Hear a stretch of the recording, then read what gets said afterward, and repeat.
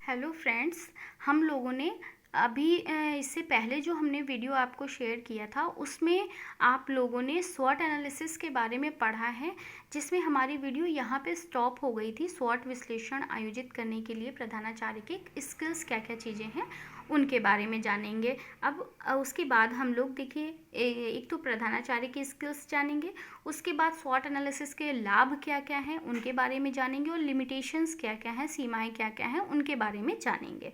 तो सबसे पहला पॉइंट है कि प्रधानाचार्य की क्या क्या स्किल्स होनी चाहिए स्वॉट विश्लेषण आयोजित कराने के लिए। तो पहला है समायोजन।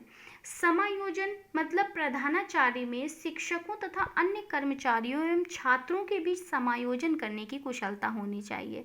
मतलब सभी को एक सूत्र में पिरोने की जो स्किल है वो एक प्रधानाचार्य के अंदर होनी चाहिए, जिससे कि वो सभी, चाहे छात्र हो, चाहे कर्मचारी, चाहे शिक्षक हो, सभी से कार्य कराने की क्षमता रखे।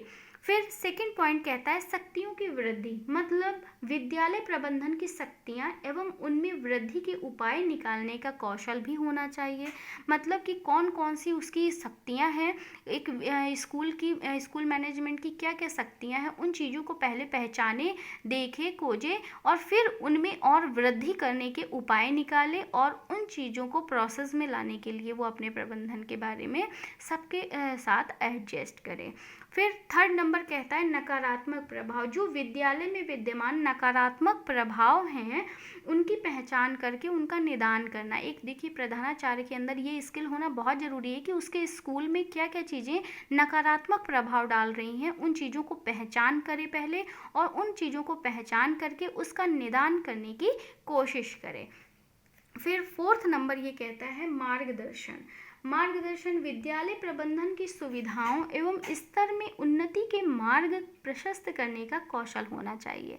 मतलब कि उसे अपने स्कूल को एक टॉप पर ले जाने के लिए ऐसे मार्गदर्शन की आवश्यकता होती है जिससे कि सभी शिक्षक, कर्मचारी, छात्रगण जो हैं वो एक सफलतापूर्वक उस कार्य को पूरा कर सकें। इसलिए प्रधानाचार्य में जो हमारा प्रधानाचार्य हो किसी भी विद्यालय का, उसके अंदर ये स्किल होनी चाहिए कि वो छात्रों को, शिक्षकों को और कर्मचारियों को मोटिवेट कर सके, उनको अवेयर कर सके, जिससे कि वो अपने मार्ग में अपने लक्ष्य की ओर प्रशस्त हो सकें। फिर फिफ्थ नंबर ये कहता है दूरदर्शिता। जो भी प्रधानाचार्य हैं उनके अंदर दूरदर्शिता का कौशल होना चाहिए, इसलिए ताकि उन्हें पहले से ही इन चीज़ों का पता चल सके कि उनके विद्यालय प्रबंधन में, उनके स्कूल के ऊपर ये चीज़ें नकारात्मक प्रभाव डाल रही हैं या ये समस्याएं आने वाली हैं। उन समस्याओं से निपटने के लिए पहले से ही सारी व्यवस्था की जा सके, ताकि बाद में ऐसा ना हो कि अचानक से कोई समस्या आती है और उसका निदान नहीं कर पाते हैं। इसलिए प्रधानाचार्य के अंदर ये स्किल होनी चाहिए कि उसे ये पता हो कि अब ये समस्या आएगी तो हम उससे निपटने के लिए पहले ही उन चीज़ों की व्यवस्था कर लें। अब इसके बाद है स्वॉट विश्लेषण के लाभ। इसके लाभ क्या क्या हैं देखिए। पहला है सशक्तिकरण। विद्यालय का सशक्तिकरण करना मतलब विद्यालय को मजबूत बनाना, उसको अवेयर करना आप कह सकते हैं। सेकंड नंबर है विद्यालय की कमियों को दूर करना। मतलब जो भी उसकी कमियां हैं उसको दूर करना, कमियों को दूर करना मतलब जो भी उसकी कमियां हैं, जो भी चीज़ें उसके अंतर्गत आ रही हैं उसको क्या करें, उसको दूर करना उसका कार्य है। थर्ड नंबर क्या कहता है, इसका लाभ है विद्यालय की उपलब्धि एवं प्रगति के अवसरों में बढ़ोतरी हो।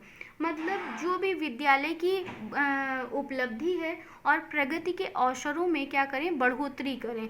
उपलब्धि और प्रगति के अवसरों में, उपलब्धि एवं प्रगति के जो अवसर हैं उनमें हमें क्या करनी है, बढ़ोतरी करनी है, बढ़ोतरी। फोर्थ नंबर कहता है विद्यालय की समस्याओं एवं संकट का निवारण करने में सहयोग करता है। जो स्वॉट एनालिसिस है वो क्या करता है, संकट का निवारण करने में सहयोग करता है, संकट का निवारण करने में सहयोग करता है। और 5 नंबर क्या कहता है, 5 नंबर कहता है कि यह रणनीतिक योजना के चयन में सहायता करता है। मतलब रणनीतिक योजना के चयन में रणनीतिक योजना के चयन में सहायता करता है। 6 नंबर क्या कहता है, प्रबंधन की रणनीतियों को सुनिश्चित करने में सहयोग करता है। मतलब जो प्रबंधन है उसकी रणनीतियों को निश्चित करने में, रणनीतियों को निश्चित करने में सहायता करता है। और लास्ट पॉइंट कहता है कि प्रबंधन का वर्तमान, भूतकाल एवं भविष्य को जानने में सहयोग करता है। मतलब भूतकाल, वर्तमान और भविष्य को जानने में सहयोग करता है ना, जानने में सहयोग करता है, जिससे क्या होता है, प्रबंधन में सुधार हो सकता है। क्योंकि देखो, जब आप किसी भी चीज़ की स्ट्रेंथ जान जाएंगे, वीकनेस जान जाएंगे, उसकी अपॉर्चुनिटीज़ जान जाएंगे, थ्रेट्स जान जाएंगे, तो बिल्कुल आपको ये पता चल जाएगा कि यहाँ पर किन चीज़ों की आवश्यकता है, किस चीज़ से समस्या आ रही है, कौन सा निगेटिव इफेक्ट डाल रहा है, कौन सा पॉजिटिव इफेक्ट डाल रहा है, और जो चीज़ें हमारे लिए इफेक्टिव होती हैं हम उनको रखते हैं, बाकी चीज़ों को वहाँ से रिमूव कर देते हैं। फिर क्या है, लास्ट है हमारा SWOT विश्लेषण की सीमाएं। इसकी सीमाएं, अब इसके लिमिटेशंस इसकी क्या क्या हैं, देखिए। फर्स्ट, मतलब अपर्याप्त अनुसंधान एवं विकास सुविधाएं SWOT विश्लेषण को बाधित करती हैं। मीन्स कि अगर अपर्याप्त अनुसंधान एवं विकास की सुविधाएं हैं आपके यहाँ, आपके विद्यालय में, तो उसके अभाव में आपके विद्यालय में SWOT एनालिसिस नहीं हो पाएगा, वो उसमें बाधा डालता है। फिर यह क्या है, यह एक व्यक्तिपरक उपकरण है। व्यक्तिपरक मतलब व्यक्तिपरक उपकरण है, व्यक्तिपरक उपकरण है। 3rd नंबर कहता है कि कुशल सदस्यों के अभाव में विश्लेषण विश्वसनीय नहीं हो पाता है। मतलब इस SWOT विश्लेषण को करने के लिए हमें क्या, एक तो कुशल सदस्यों की ज़रूरत होती है, और विश्लेषण विश्वसनीय होता है तभी जब कुशल सदस्य होंगे, और इनके अभाव में जो हमारा विश्लेषण होगा वो विश्वसनीय नहीं हो पाएगा। फिर नेक्स्ट पॉइंट है, इस विश्लेषण के लिए समय एवं धन दोनों की आवश्यकता होती है। मतलब इसमें समय भी लगता है और धन भी लगता है ना, समय और धन दोनों की आवश्यकता होती है। नेक्स्ट पॉइंट है, SWOT विश्लेषण कुछ पक्षों पर ही जोर देता है, लेकिन यह नहीं बताता कि इसकी पहचान कैसे की जाए। देखो, इसमें ये तो कहा जाता है कि हाँ ये करना चाहिए, लेकिन ये नहीं बताया गया है कि इसमें पहचान कैसे कर सकते हैं हम।